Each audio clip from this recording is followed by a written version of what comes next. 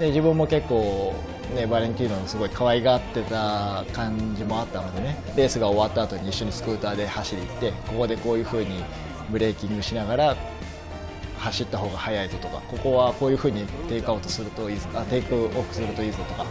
Valentino always came to my brother, hey, how to tell me how to ride a 125 better or blah, blah, blah, you know. He is still like that, you know. He has still big passion for motorcycle. Just that's it, you know. Still, he's like a motorcycle kid.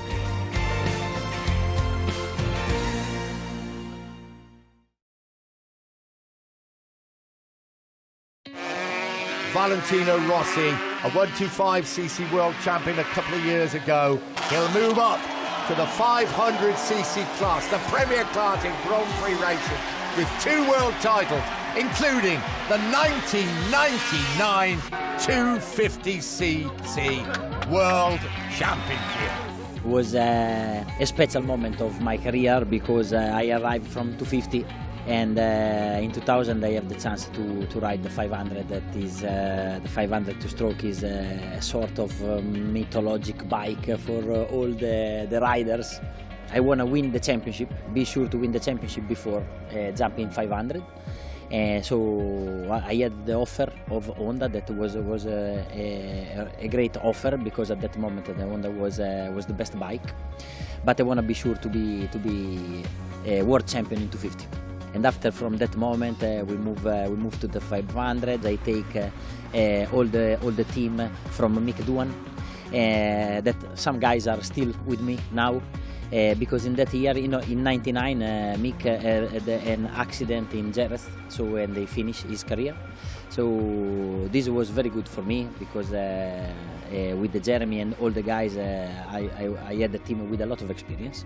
The first time I tried the Honda 500 was in Jerez, like in November, and was a great emotion because the bike was really strong. We tried the new bike.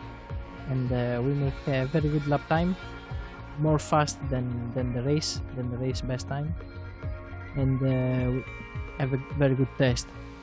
At last the moment has arrived, the moment we have all been waiting for. Italian Valentino Rossi makes his debut in MotoGP. The 125 and 250cc world champion. If I could just remind everyone in the room to either switch their mobile phones onto silent or switch them off, please. Thank you.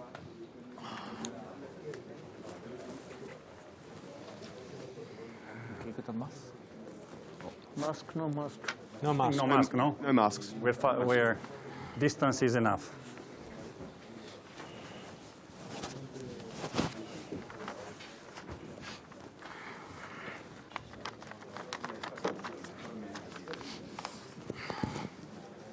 Looks like the front row is decided by grey hair color. We are all at the front. Even the young ones are at the back.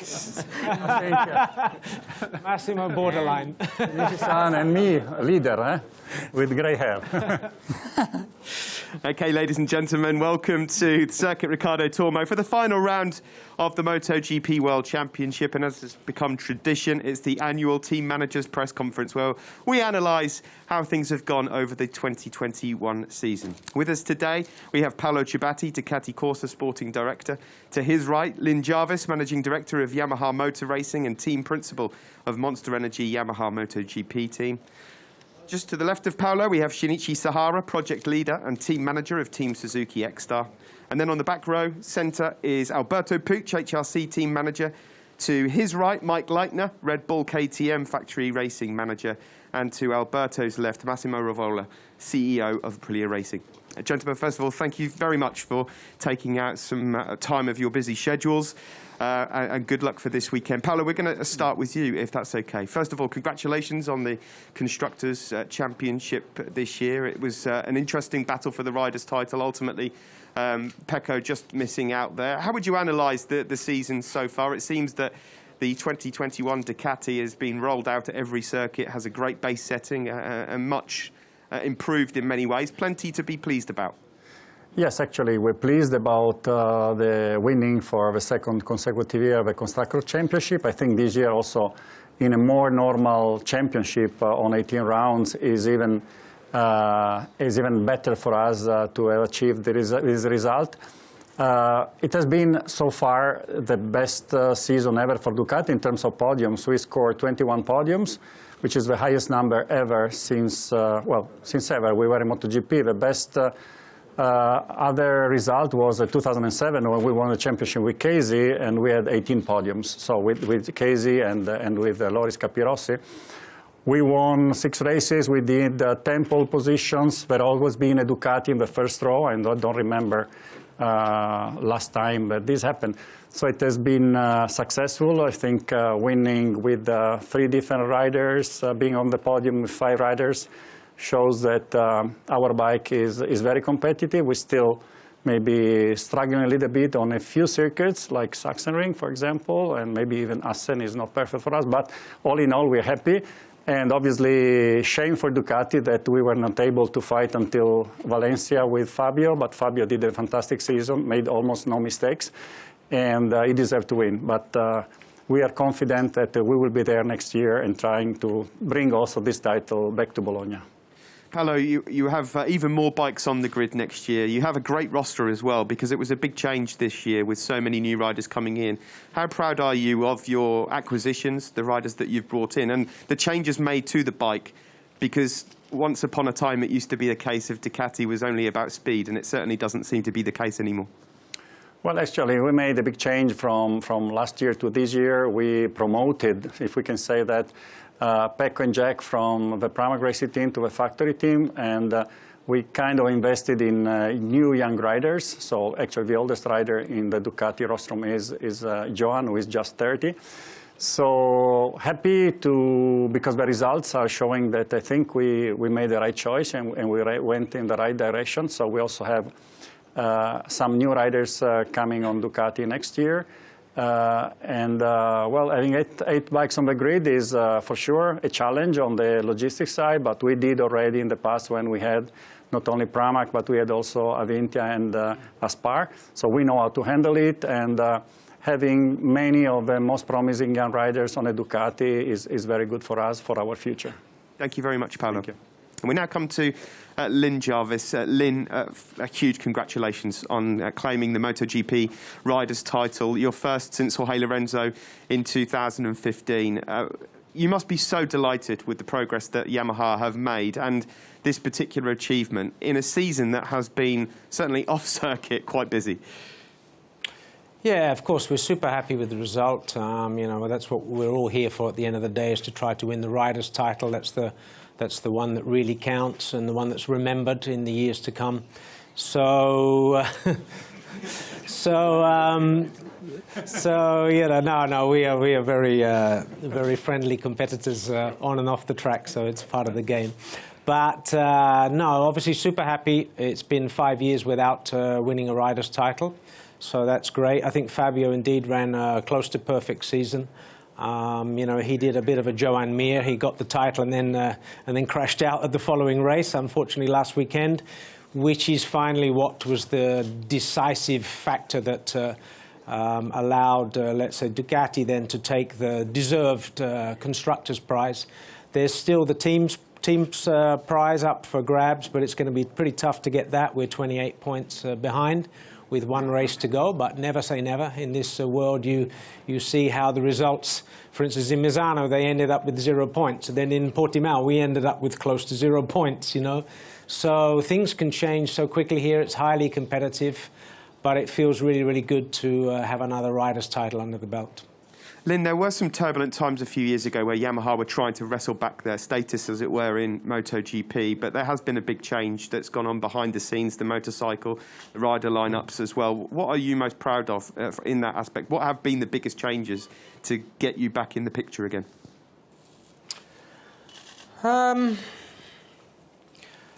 Well, I guess it's just bringing the whole package together and working together as a team and having the engineers working much closer with the team and with the Europeans. You know, to win in this highly competitive world where you have 6 manufacturers here, you really have to have everything aligned. And it's very, very complicated and complex, it's unpredictable as well, and sometimes you have almost everything aligned, but then a major problem happens. For instance, like Mark, with his totally unexpected injury 1 year ago, which has been a game changer for Honda. So I think we have definitely regrouped over the last 2 or 3 years. Last year was a difficult year. You'll all recall, I recall it, unfortunately, in many bad ways. Last year we had the issues with the engine, we had the valve story. You know, if you make some mistakes in your preparation and process, then you don't achieve the goal. So this year, really, we really took a step forward from last year. We're still lacking pure power, as everybody has seen, but that's due to also the COVID restrictions from last season to this year with no engine development. So we were unable to make a step forward, but many, many other things we improved this year. We took Fabio into the factory team. We took him into the factory team with some of his, let's say, staff members from last year on board. And a very good synergy, very good working together. It's not Fabio's first year in Yamaha, it's his 3rd year in Yamaha. So I think Fabio has stepped up this year as well. We fixed many of the problems that we had with the bike of last year when it was a brand new factory bike, new generation, but it wasn't quite there. So I think we just stepped up and were able to get the job done. Congratulations, Lynn, on this season. Thank you very much. We now come to Shinichi Sahara from Suzuki. Shinichi, last year was always going to be quite a hard act to follow, with Juan winning the Riders' title and, of course, team champions as well, with Alex Rins finishing 3rd overall. How would you analyse this season? At times it's looked like it's tough. It's been more difficult than last year, but what would you say, based on your opinion? Because, of course, it's been a busy year for you, not just project leader, team manager as well. Yes, as you say, we achieved the Riders' title last year and the team title also. Compared to this, it has been very difficult, very tough season for us in this year. But start of this season, before starting this season, we decided to be not to be a defending champion. We decide to be a challenger again to achieve the top position of each races. But as a result, we have some, I say, difficult moment in the middle of the season, and also the first half of the season with some device of the bike, what the other manufacturer already had from the before.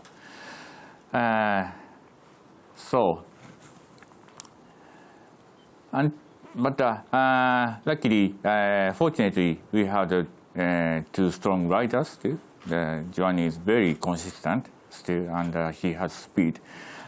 Just we need to have more something small to achieve more speed and more result. And also, as everybody knows, the Suzuki sometimes struggled for the qualified result. It costed our race result always. So it is difficult. And every time on the grid, Simon Crawford caught me up, and as I said, this grid position is not ideal for us, but race pace is good. I try to be joining the top group. This is always the same comment I made. But I think we already start to overcome this for next year. And I think next year we'll be in a position to fight for the podium and winning. And as you say, my new role as a team manager, it's way too much for me. It's overflowing. But everything is done correctly with support from team members.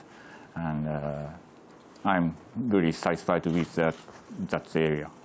Shinichi, I know you've probably been asked this question a few times already, but going into next year, what are the biggest changes for you in terms of trying to fight back for the World Championship? And is there going to be a change in the team? Will there be a team manager to come in to try and relieve you of the stress of too many jobs?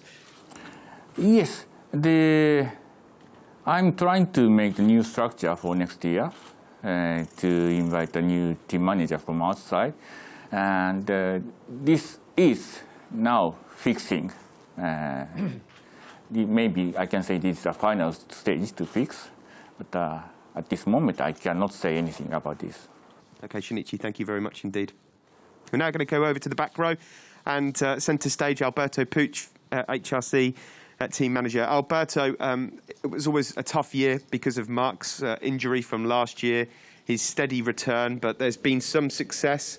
There were some problems at the start of the year, it looked like, trying to get the setup right on the Honda, but there's some positive signs at the end of this season that things were moving forward until, of course, what happened to Mark. So how would you analyse your year? Well, I think you make a good analysis of our year. It was not easy in the beginning. Mark came, but still was not really fit. And even though he managed to win 3 races and make a second, and for Paul it was also difficult because he expected one type of bike and then he realized the bike was different. So it took him quite a long time to understand the bike. He started in Silverstone, he managed to click a little bit, he did the pole, and from then on he improved. And I think for us it was very important the Misano test, because in the Misano test we realized quite a lot of things, and we were capable to react for the last part of the season, and globally the result has been improving. But it's clear that it's not what we say a good year for Honda, no? The rider story, the bike performance, we still need to improve many issues, and that's where we are right now, trying to, from the factory point of view, trying to improve our hardware and our bike. And on the other hand, I mean, for Paul it's not a problem, but for Mark, we have to still see how things go for him, no? As we all know, Alberto, teams are not just about one rider, but when you've had so much success with Mark, this must have been a bitter blow, not obviously just from a personal point of view, from a health point of view, but how costly is this to your development of 2022 and the package? Well, I mean, normally a rider that wins is not winning because he don't understand the bike, he understands the bike. And yeah, now we will have to have a second year development without a rider that has won a lot of races. It's not the best scenario, but also racing is not always what you want. It's what it is and what you have at that moment. So now we will have to try to understand what is our line, what is our direction with other 3 guys that, of course, they are fast, but probably they don't have the experience on winning with this bike as Mark has. But as I said, I mean, this is what it is, and we will go for it, and we will try to take the best of their information. Thank you very much, Alberto. We now come to talk about KTM and Mike Leitner. Mike, thanks for joining us today. After a really top season last year, the biggest step that KTM had made, there's been some tough times in 2021 so far. It seems like it's been a bit of a roller coaster in results. A difficult start, then the middle of the season, results picked up, and again, it just seems to be a bit of a struggle towards the end of the season. Would that be a fair analysis? Yeah, this is the correct analysis of the season. So, yeah, like you say, we started the new season not in the way we want, but after some races we found quite a good way to fix it, and we, special from Mugello on, we've been very, very competitive. Miguel win the Barcelona race, 2 second positions in Sachsenring and Mugello, so Brad did also very good results at that time. And yeah, after summer break, we expected to continue in that way, but things turned, like Alberto say, racing is racing, you have what you have, and things sometimes change quite fast. So yeah, it took us a little to understand, but for us also a big, let's say, a big change in the whole racing operation was also loss of concession, force you in a different way to development the bike, and especially also from the company, the way you get the new parts and all these things, the procedures you have to rethink. And yeah, we learn a lot. in the moment about that, and yeah, the target is clear. We want to do it better in 22. Miguel Oliveira said in Portugal that in terms of moving forward, there are little improvements needed in every area. Does that make it more difficult to find a bike that is competitive because there's not one key area where you're losing? Yeah, you're right. I mean, the class is so competitive with all the manufacturers. It's not that you have a bike where you have one big bad point. So they are quite balanced, and you find in this category, let's say 0.15 of a second, it brings you in a completely different area. And just to put the points all together in line with the riders, the team, everything is not that easy always. We achieved 2 victories. I mean, to be fair, it's not a horrible season, and Brad will finish 6 or 7 in the championship. So no, I think we will take the most positive out, learn of this season, and do the next step. Great. Thank you very much, Mike. Thank you. Last but certainly not least is Massimo Rivola, CEO of Aprilia Racing. Massimo, it's fair to say that when all is said and done, this is a very positive year for Aprilia. The test was great, and it was backed up by some fantastic results on the circuit. There's all sorts that's obviously been going on behind the scenes off circuit, but you must be delighted. A podium, of course, for Aleix at Silverstone as well. This is the clear step you wanted to make. Yeah, it was a good season compared to the past, for sure. Despite that, we are not so far finishing the season in the best way. So we need to keep the focus on what we are doing now, because we have to finish in a proper way. We are very keen to fight for 2022. First of all, we will be a factory team also in the entry in the championship. But if we look at our progression from 19, 20, and 21. Hopefully 22 will keep that progression, and then we close the gap to the guys in front. But still we are behind, so it's a long way to go. You always know what you're going to get with Aleix Espargaro, 100% commitment on circuit, and he wears his heart on his sleeve. How has it been with Maverick, of course? A serial race winner in MotoGP, and this has all been about trying to build him up into 2022. What are your expectations? Well, the approach we had with the Maverick was to do the races as a test, so trying different parts and different setup configuration to understand what is better for him. This is for sure sacrifice the result of the race itself, and also beat his confidence that is been a bit more difficult to build. But I'm sure we have in Maverick a super talent, and I'm convinced that we can find a way to match our resources with his talent. Thank you very much, Massimo. Thank you, gentlemen. That's all from me. It's time now to pass over to members of the media for questions, starting with Simon. Hi, Simon Patterson from The Race with a question for Alberto. Alberto, how important is the Jerez test for Honda next week? And is that a factor in Stefan not replacing Mark this weekend?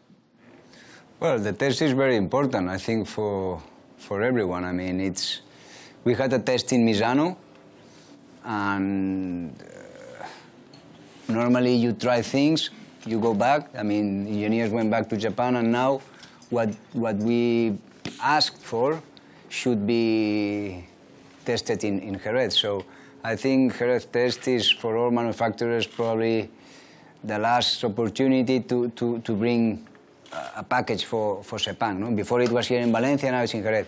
So it's really important for us.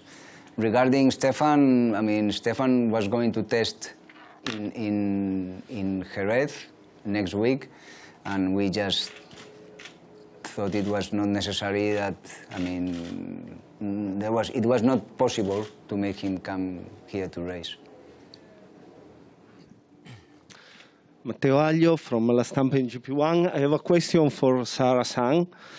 We heard a lot of rumors in the last weeks about Brivio returns, and you said that you are in the final stage for a new team manager, but this new team manager could be the old one, Davide?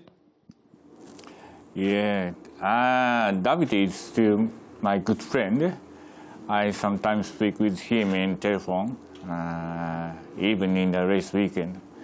I really want him to have successful years with Formula One, and in the future, I hope we work again with Davide. in the same team. But next year, this is not the way for us. Hi, Dimitris Diatzidis from Cosmote TV, Greece. Question for all of you. What do you expect now that the development of the bike is not frozen anymore, and you will be more, you will have more freedom to give to the riders new solutions. Are you gonna do this, or all the development will be a slight development on the already existing good package, let's say for Ducati, Yamaha and Suzuki, and the other manufacturers are trying to find a bigger step on the technical side? Well, if I can start, obviously, as we explained before, these 2 years we use the same engine specs because last year it was decided to freeze the engine development from 2020 to 2021. So I think now most manufacturers, including us, we are thinking about also development on the engine area. And well, whatever we learn after this successful season will be brought into next year. Obviously, when you have a very competitive bike, it's always very difficult to make it better. But it's obviously the task and the target of our engineers, and they normally come up with some nice ideas that make the bike a little bit more competitive every year. Yeah, I think from Yamaha side, obviously, is very similar to Ducati. I'm hoping Ducati will detune their engine for next year. I think that will be in all of our advantages, but it's probably not going to happen. So the key point is really to try to retain all of the positives that you have on your bike. Try not to destroy the package. Sometimes you can take a big step forward and you can destroy the balance of the bike.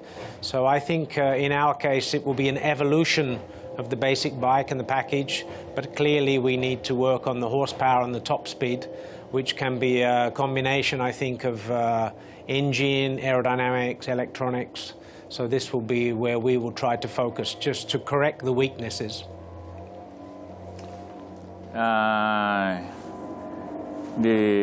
effort, factory effort, to improve the performance in terms of the bike competitiveness never change in the long years to achieve the better performance. But to be honest, the increasing step from last year to this year was not as big as 1 year before. So this sometimes happens, but we already have some idea to step up of the performance for next year. But I can say again, our effort to improve never change. Yeah, I think to increase the bike performance nowadays is not so easy. You need to make very small steps in different areas, but these small steps may take a long time and they're very difficult. And the gain is not massive. In our case, I think we realize and we recognize where our weak points, and of course we will try to work on them, and we are. But as a company, Honda is always trying to investigate new possibilities, always, to improve the bike in all areas, no? But once again, I mean, it's not that because you work in many areas, you are going to increase the bike performance by a huge range, no? It's not so easy, but at least important is to recognize your problem, to understand it, and to work on it. And this is what we are trying to do right now. Yeah, also for KTM, I think we made a quite good analysis with our weak points and the strong points, and the target is clear also for us. We want to keep the strong points and work on the weak. So yeah, but it will not be a totally revolution of a new bike. So we will work on the same aspects, aerodynamic, engine, chassis. So we have a big field where we still can make steps, and yeah, we are all focused to make a step over winter for the first race in Doha. Well, since we have the concessions, for sure we keep develop the bike during the season, and this is an advantage we have. Next one will be another big step, I hope, in many areas, engine, aero, chassis, and so we'll see. David Emmett, On Track Off-Road. A question for Paolo and a question for Lynn. Paolo, you have the best bike, clearly. You won the Constructors' Championship. You had a lot of riders winning on it. Lynn, you're the champion on clearly a very good bike, and yet Paolo, Ducati didn't win the Riders' Championship, and Lynn, there was only really one rider who was really successful on the bike. Can you explain? Thank you for saying Ducati is the best bike. I don't know if it's the best bike. It's definitely one of the best bikes, and we are proud of it. But in terms of Riders' Championship, for sure, I think at the beginning of the season, to be totally honest, we had, when we decided to bring Jack and Pecco to a factory team, we did it after a second part of the season where Jack was super competitive and Pecco, after crashing in Misano, was struggling. So the idea was obviously to start with Jack as a contender for the championship and from Pecco to be fighting for the top 5 position, to see him improving. And then, you see, he made the pole position in Qatar. He was fighting also to basically to win that race. And he did a fantastic second part of the season. So, and Jack had won his first Grand Prix on a Ducati in Jerez, then he won again in Le Mans, but then he had a little bit of ups and downs. So there are a few races where I think we lost some key points that we could have kept the fight with Fabio open until the last round. I would say, well, basically Mugello, restart of Austria and Silverstone.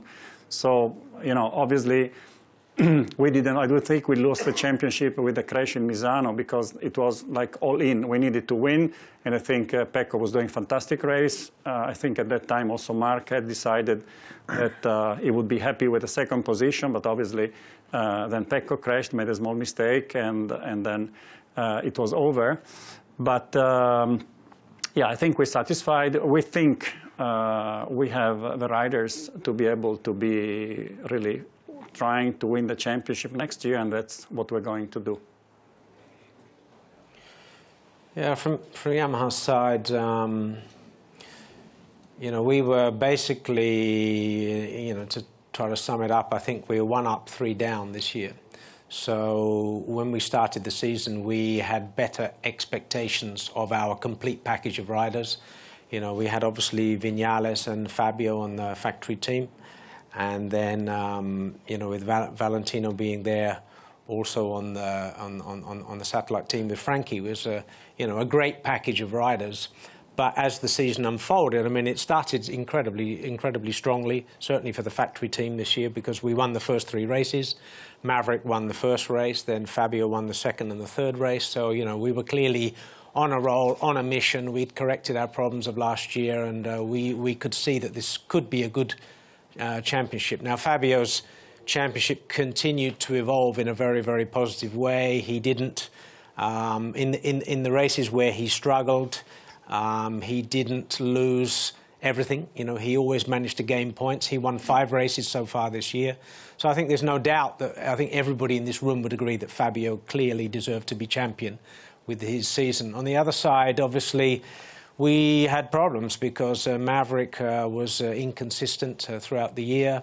Then we reached a crisis point basically in Assen where he requested to leave.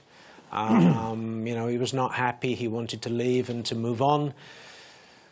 That story has been well documented. We agreed at that time, okay, that's okay. We have 2 options. We can either stop now or we can continue and finish well until the end of the season in a professional way and then change for the year after. Then we had the summer break, and after the summer break, what happened was, you know, took us by surprise, I have to say. But that resulted in, you know, Maverick leaving the team. which put us in difficulty. Certainly put us in difficulty for the team's championship, because you know, you need 2 riders to make up a team and to score points. So that was a big problem. That then became eventually an opportunity, because Maverick moved on, and that became an opportunity for us to bring Franco into the factory team when he was recovering from injury. But Franco's season was also not what we expected, not what he would have wanted. Last year he was second. He rode a great season last year. He took Joan Mir right to the end of the championship and did very well, won 3 races. This year, due to COVID, he started on the 19 spec factory bike, because that decision was taken mid last year. So he started with a technical deficit, because the 19 bike really did stay pretty much where it was last year, whereas all the 21 bikes, or the 20 spec that were upgraded, there were many upgrades coming, and I think the level of definitely of all of the factory bikes were raised, which put Frankie in difficulty at the beginning of the year. Then, of course, he got his injury mid-season, and decided to bite the bullet and take the operation to get his knee fixed, which I think was definitely a smart move from his point of view. So after Maverick's sudden, unexpected departure, and then considering the rest of the year, we took the decision to bring Frankie into, you know, basically we upgraded him, I would say, 1.5 years ahead of schedule, because normally his contract, if Maverick had stayed, he would have been in the contract, he'd have been in the factory team to the end of 22. So we upgraded Frankie in the hope that he could fight for the team's, let's say, points for the rest of the year. But it's not easy, you know. He came back early from that quite serious knee operation. It's great for him for next year, but it hasn't brought a lot to the team for this year in terms of pure points for this year. But we still totally believe it was the right decision, and I think having Fabio and Frankie is a pretty good team next year, so we're happy about that. Coming to Valentino, of course, you know, this weekend is the end of his career, 26 years in the paddock, 16 years with Yamaha in 2 different terms. You know, obviously Valentino wanted to start this year with the energy and effort to try again, because last year was COVID. It was weird. We started in July. We had 14 races. There were no spectators. There were many things going on. And so, you know, Valentino really wanted to try to do a full season and to see if he could still be competitive. But he faced, in the early stage of the season, it was clear the level had been raised again. All the young riders were getting faster and faster. You know, Fabio was incredibly fast. You know, Maverick won the first race, etc. So it was never easy from him from the beginning of the year. And I'm sure he would be the first to admit that the season was finally disappointing for him in terms of pure points, pure results. But I still think his year was totally valid. And if we were in the same decision again, even with hindsight, I think we'd still do the same again, because I think he needed to do this extra year to finish his season in style. And so we finally had 1 up and 3 down. But now, of course, we had also Dovi joining us, and that's another new opportunity for Dovi to return to the sport, which I think is great for him.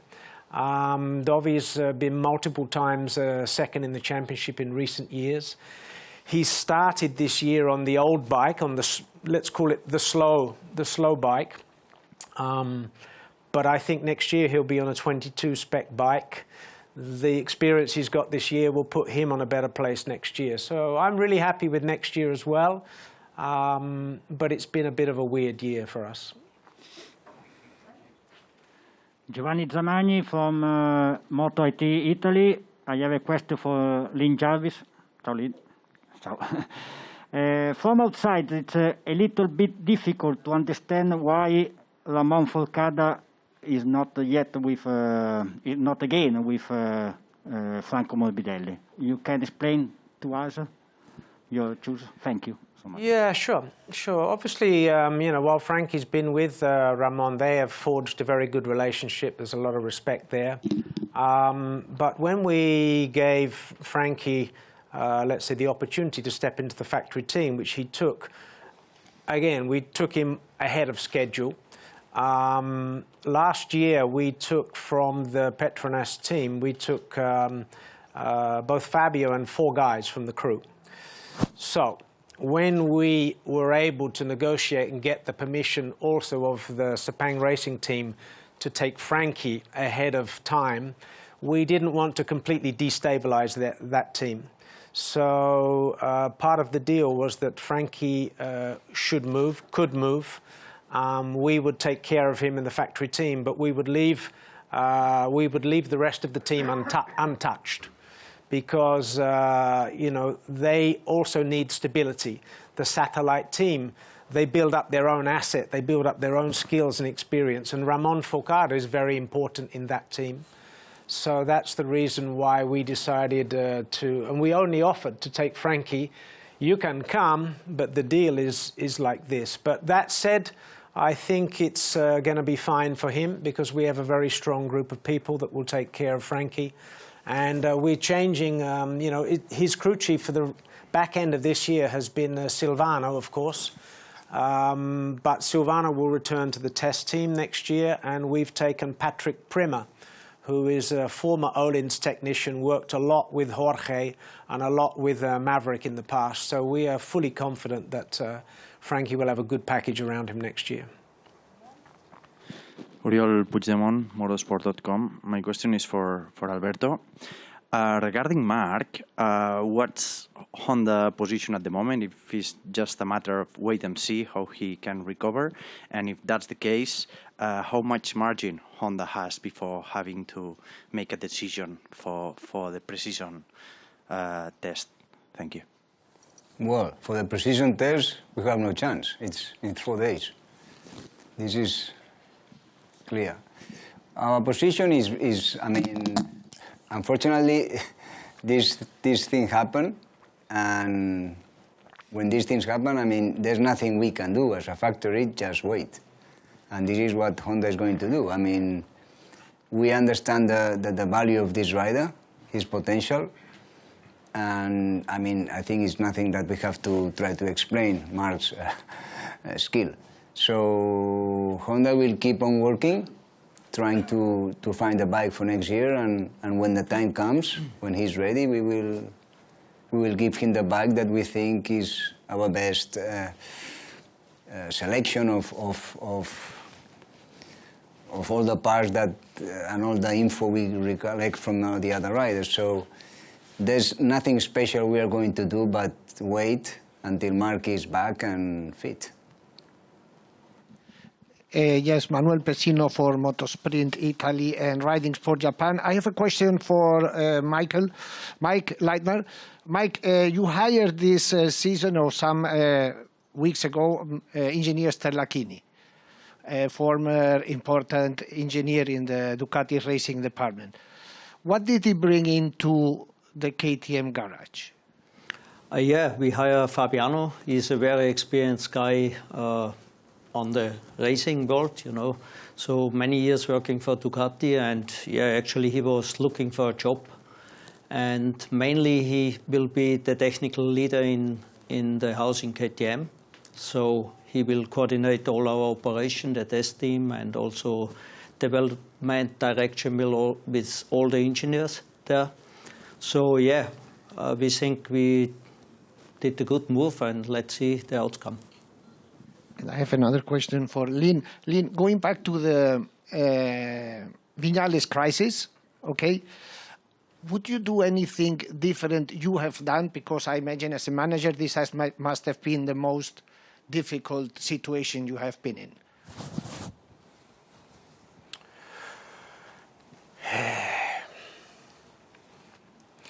Yeah, in hindsight, we may, had we anticipated that, you know, it's difficult because some things happen and evolve that you wouldn't have expected. I mean, really, when Maverick renewed with us for 2 years and Valentino was departing, arguably, I would say we had the strongest team on the grid to start this year. Maverick would be in his 5th year this year with us and should normally step up to be the leader of the team, because prior to that, you know, Valentino had always been there. Valentino, of course, with so much history and so much connection in Yamaha, can sometimes cast a shadow over the teammate.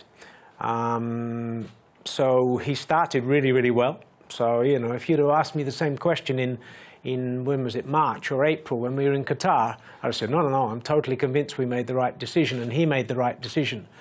But who could imagine that from winning the first race, you would end up in the 9th race in a crisis where the rider chooses to leave the company at the same time when we were 1 and 2 in Assen. So you could hardly say that the bike was uncompetitive or that the team was not performant, you know. Finally, we won the World Championship. So I think the decision that we took at that time to renew with Maverick was the right decision.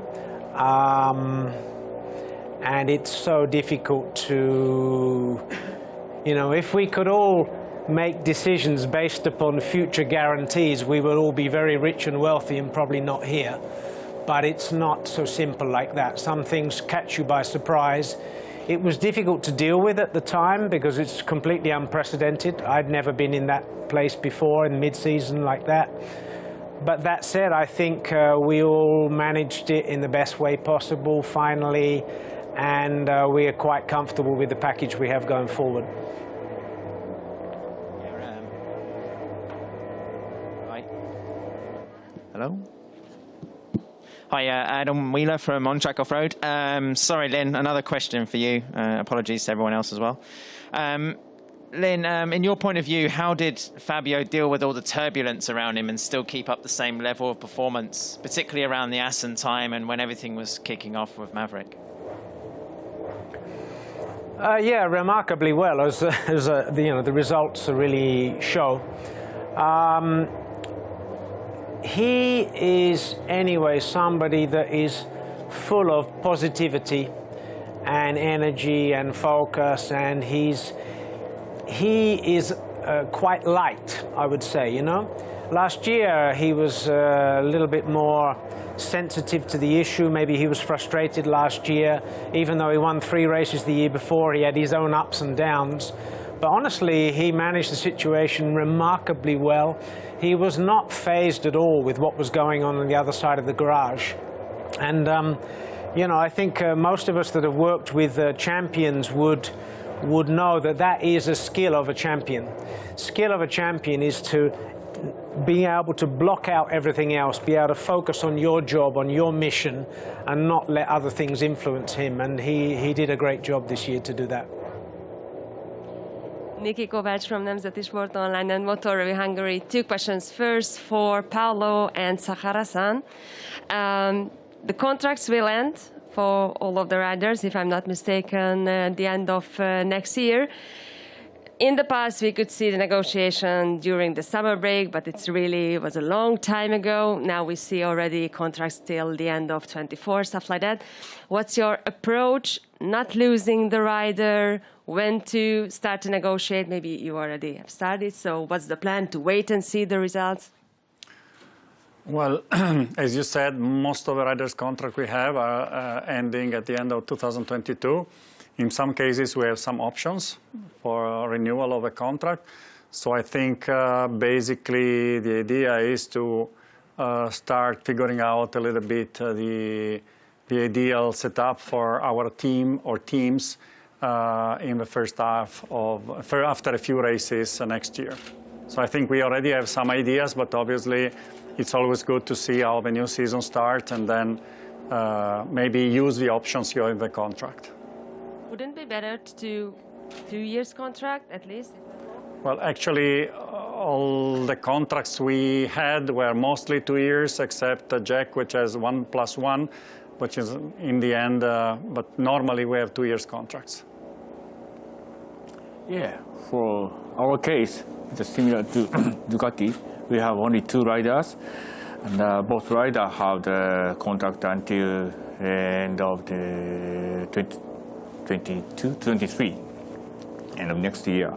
And I have no reason to change the both rider at this moment for the next time.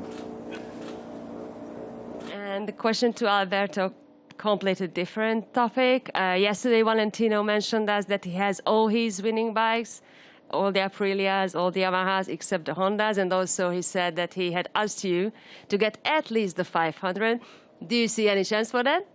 Well, I don't. It is a tricky story, so I cannot answer you. But normally, this bike is also very important for us because, you know, we have it in the museum, and Honda is very proud of all the titles that we got, and also with the titles that Valentino got for us together. So I'm sure we want to have this as a very important trophy in our house to show to our fans that we were capable to winning that title with that bike. Simon Patterson for the race. Question for Lynn. Lynn, your new satellite team for next year only has a one-year contract with Yamaha, which is quite unusual for a satellite team. Can you explain a little bit the reasons for that? Yeah, the decision to go forward with what was then the Sepang racing team was taken more or less around Mugello timing this year.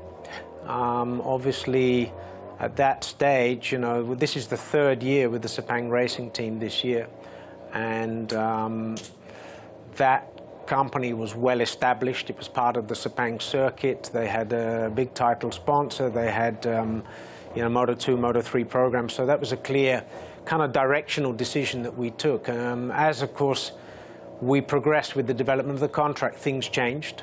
But also the ownership of the company changed as well. So the new team, RNF, will be effectively a startup because it's a new company started by Razlan Razali.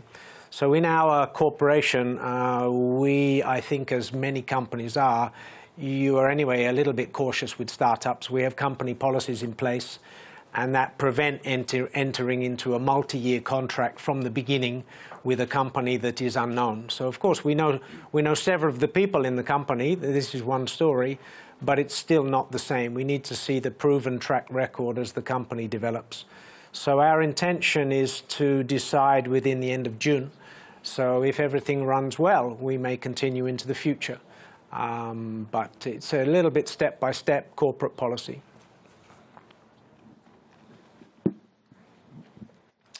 Yes, thank you. Hi, my name is Frank Bejink from Eurosport Netherlands. I have two questions, one for Lynn and one for Alberto. First of all, Lynn, to you. We saw this year Cal Crutchlow as a test rider and also a replacement rider. Could you tell us about the test team for next year? Is the test team going to do more than this year? Because we heard from Cal that he would like to do more. And my second question to Alberto about Mark. We know that 10 years ago he had this really nasty injury with his eye, and apparently the injury that he has is similar now. Are you worried? Are you 100% convinced that the injury will heal and he will be back to full fitness? Thank you. Yeah, Frank, from my side I can say maybe yes and yes. So yes, we will do more in the testing for next year. So this is a clear commitment from the mother company. And we will still run a hybrid operation where we will use a lot of Japanese staff together with European staff. We will have more European staff on the team, but we will continue to have this combination on each location. And we will definitely continue with Cal. We haven't signed, but we've agreed terms, and Cal will stay with us in the future. That's already decided. Thank you. So on your question, yes, you're right. I mean, this is the very similar injury like he had in 2011 with the Moto2 in Sepang. And of course, this is not a bone. It's clear. It's something, I would say, a little bit more complicated, more delicate. I mean, it's something that, of course, you have to be calm and see how it goes.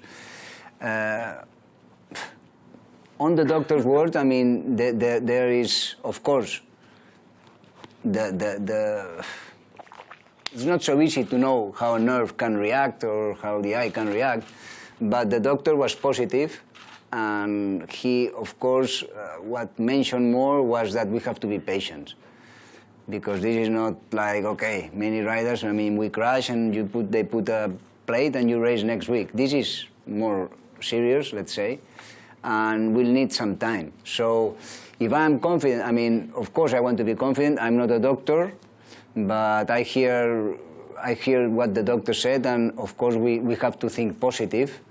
And I think the key point for this is to, as I said, a very difficult thing that we have to do is to be patient, because patience is something that is, in racing, it's not matching with our sport. So, but this is how it is, and let's hope that he's lucky and that he can go back to full fitness. Can I ask you one more, Alberto, about, you said patience. Is Marc patient? How is he in this difficult situation? Well, I think sometimes life brings you to situations that you have to be patient because you don't have other option. And understanding that Marc is a clever guy, I think he understood it like this. I mean, many times you try, and normally sportsmen, we are always trying to do things that are outside the book.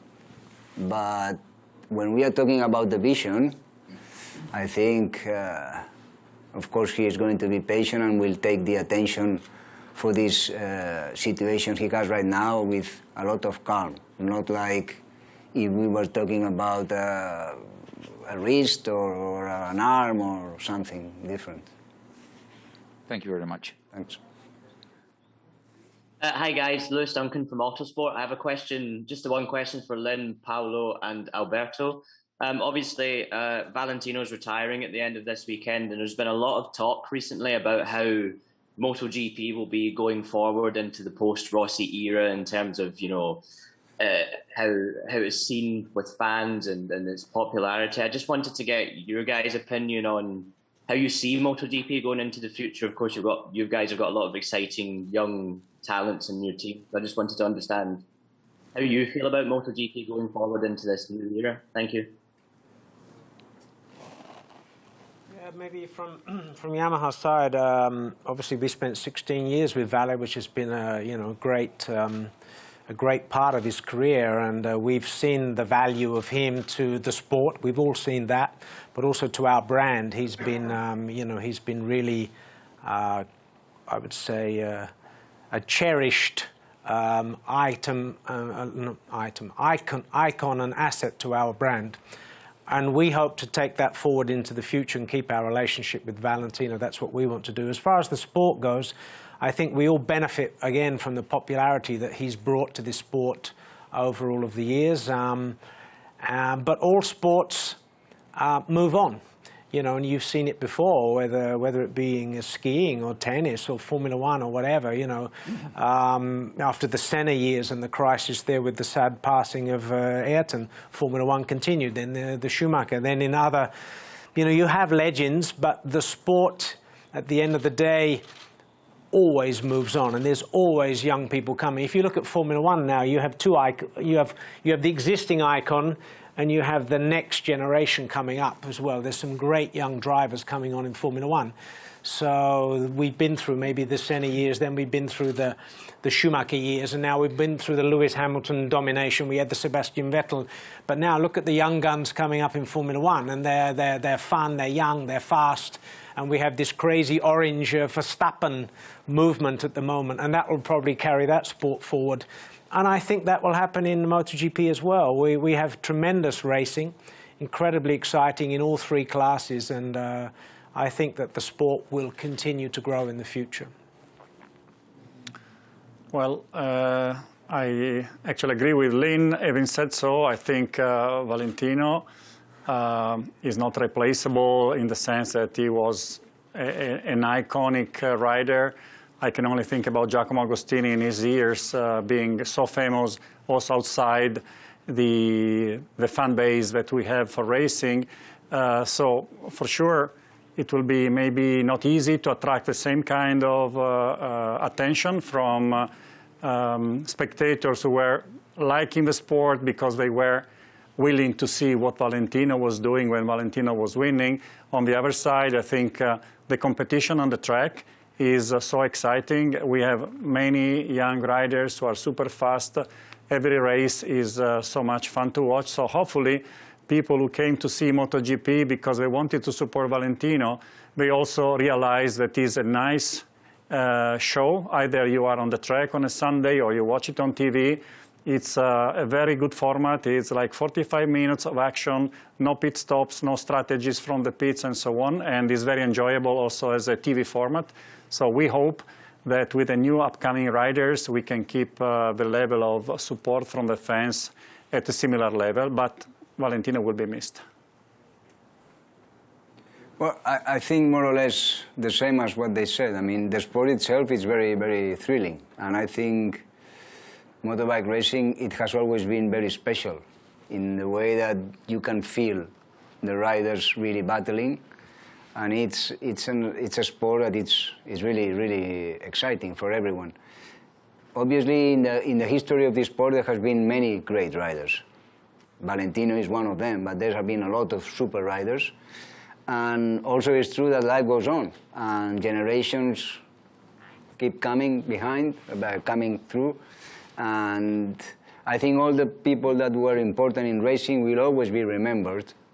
But the time that we are living is the time that we are right now. So, I mean, racing is not going to be, I don't think it's going to be affected if this guy or other guy, whatever, is or not. Important of racing is that the racing itself, the way it's organized, this championship now with the excitement, the thrilling, it's so exciting that people will follow, and this is what's happening, no? But yeah, I mean, of course, Valentino Rossi will be one of the guys in the history of motorsport that will be remembered as one of the best, this is for sure. Thank you.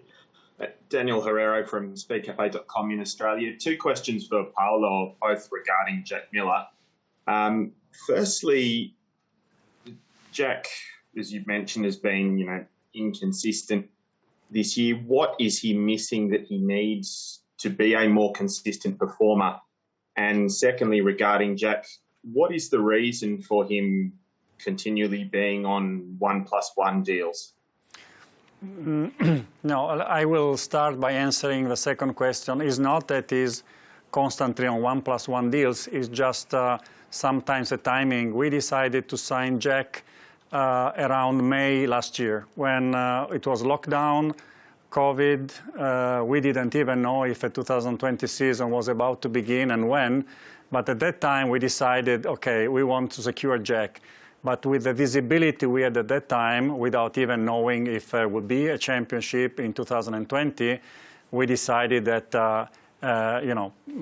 signing him for 2021 was already a sign of confidence on his performances. So. This was just a specific moment in time when we had to make a decision. In principle, we said we make a decision, it will be halfway through the season, but at that time, the season had not started, so we could not see anything, any results, any progress, and it was just like taking the best possible decision, giving confidence to Jack, but without having yet seen anything in 2020. And talking about his results, obviously, I think his talent is there. Nobody has doubts about Jack's talent, and he's probably one of the fastest riders. In certain conditions, he's also probably the best or one of the best riders when it's wet or partly wet. But sometimes his riding style is not helping him to save the tire for the second part of the race, and I think this is one of the areas where we need to help him to improve. Gentlemen, that concludes the press conference, and a thank you to you all. All of 6 manufacturers have been on the podium this year, 16 different riders on the podium, 8 different winners. we thank you for making our sport great. Thanks for your time this afternoon. If we could ask you all to please stand for the photo.